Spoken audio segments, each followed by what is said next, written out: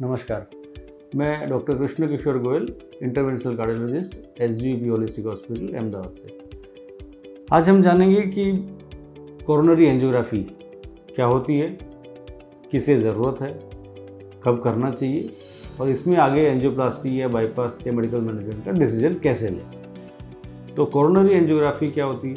Coronary angiography मतलब heart की, हृदय के नसें हैं, उनमें कुछ ब्लॉकेज है या नहीं, वो जानने की प्रक्रिया को कोरोनरी एंजियोग्राफी बोला जाता है। वो किस तरह से होती है? वो या तो इन्वेजिव एंजियोग्राफी जो कैथ लैब में होती है, जो रेडियल एंजियोग्राफी हाथ की नसों से होगी या पैर की नसों से होती है, उसको फीमोरल एंजियोग्राफी, वो या तो रेडियल या फीमोरल से इन्वेजिव एंजियोग्राफी जो कैथ लैब में होती है वो। दूसरी होती है सिटी स्कैन द्वारा एंजियोग्राफी की जाती है, जो डायग्नोस्टिक सेंटर्स में या सिटी स्कैन द्वारा एंजियोग्राफी की जाती है। तो वो किन लोगों को ज़रूरत है? मान लीजिए किसी को डायबिटीज़ है, BP है या स्मोकिंग करते हैं, फैमिली हिस्ट्री है हार्ट की, जिन लोगों को कोलेस्ट्रॉल बहुत ज़्यादा रहता है, बैठे बैठे काम करने का है, ओबेसिटी है, वज़न ज़्यादा है, तो उनमें से अगर सिम्टम्स आते हैं तो उनको एंजियोग्राफी की ज़रूरत होती है। तो सिम्टम्स क्या होते हैं? तो हार्ट अटैक का पेन इधर लेफ़्ट साइड में नहीं होता, बीचों बीच। मोस्ट कॉमन सिम्टम्स जो होता है वो चेस्ट के बीचों बीच सिम्टम्स होना, या गले में चलते समय गला सूख जाना, या लेफ़्ट हाथ दर्द होना। और हर हार्ट अटैक, ज़्यादातर हार्ट अटैक के पहले एक प्री मॉनिटरी सिम्टम्स आते ही हैं।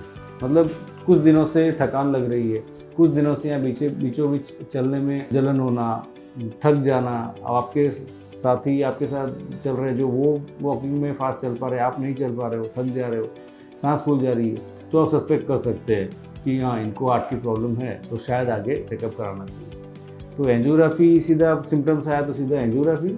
जी नहीं। पहले इन्वेस्टिगेशन में सबसे कॉमनेस्ट बेसिक टेस्ट है ECG। पहले ECG करवाएँ, इको करवाएँ, 2D इको करवाएँ। ECG और इको, लेकिन जब तक आपको या तो मेजर या माइनर हार्ट अटैक आया नहीं है या कोई प्रीवियस पहले डायबिटीज़ की वजह से साइलेंट अटैक नहीं आया है, तब तक कई बार ECG या इको नहीं आते। तो फिर कैसे पता चलेगा? उसके बाद ECG और इको के बाद नेक्स्ट स्टेप है ट्रेडमिल टेस्ट, TMT। वो जिम में ट्रेडमिल देखते हैं, उसी तरह से आप ट्रेडमिल मशीन पर चलते हैं, उस समय आपका ECG निकाला जाता है, और उसमें अगर सिम्टम्स, उसमें अगर ECG चेंजेस आए, उसमें आप थक गए जल्दी, तो सस्पेक्ट कर सकते हैं कि हाँ, आपको हार्ट की एंजियोग्राफी की ज़रूरत है। अगर TMT पॉजिटिव आता है तो यस, ज़रूरत है, लेकिन कभी कभी TMT नेगेटिव आता है तो भी सुनने में आता है कि उनको हार्ट अटैक आ गया 1 महीने बाद में, क्योंकि TMT 90% सेंसिटिव है, 100% सेंसिटिविटी नहीं है उसकी TMT।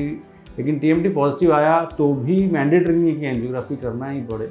TMT पॉजिटिव आया तो एटलीस्ट आप मेडिसिन शुरू करें, और सिम्टम्स आते हैं तो बिल्कुल एंजियोग्राफी करानी चाहिए। तो एंजियोग्राफी आपकी हो गई, उसके बाद डिसीजन कैसे लें कि एंजियोप्लास्टी कराना है या बाईपास करना है या दवाई से चलेगा।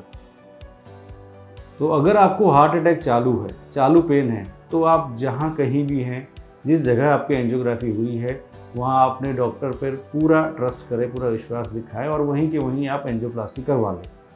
और अगर चालू हार्ट अटैक नहीं है, आपको अटैक नहीं हुआ है, तो आपके पास समय है, आप समय लीजिए और उसके बाद आप डिसीजन लीजिए कि एंजियोप्लास्टी करनी है या नहीं। 70% से अगर ब्लॉकेज कम है तो वो मोस्टली मेडिसिन से चल जाती है, और 70% से ब्लॉकेज ज़्यादा है या 80-90% है, तो फिर उसमें एंजियोप्लास्टी या बाईपास आपको कार्डियोलॉजिस्ट एडवाइस कर सकते हैं। और अगर 3 से ज़्यादा नलियों में है तो जनरली बाईपास होता है, या 3 से कम नलियों में है तो एंजियोप्लास्टी से भी होता है। लेकिन ये हर एक केस इंडिविजुअलाइज करना चाहूँगा मैं, कि हर एक केस दूसरा है। अभी किसी में 3 स्टेंट भी पॉसिबल होते हैं, किसी में एक ऐसी जगह अगर ब्लॉकेज है जहाँ पर स्टेंट होना आपके लिए बहुत अच्छा नहीं रहेगा, लंबे समय तक शायद स्टेंट ना चले, तो उसमें बाईपास भी हम कई बार बोलते हैं। तो वो हर एक केस अलग होता है, और आपको सेकेंड ओपिनियन लेने की छूट होती है। आप बिल्कुल सेकेंड ओपिनियन लीजिए और उसके बाद आगे बढ़िए। और अगर ये फिर मैं रिपीट करना चाहूँगा कि अगर आपको हार्ट अटैक चालू है, मेजर या माइनर, तो फिर आप अपने डॉक्टर पर ट्रस्ट करें और उसी समय डिसीजन लें, तो आपके पेशेंट के लिए अच्छा होगा। धन्यवाद।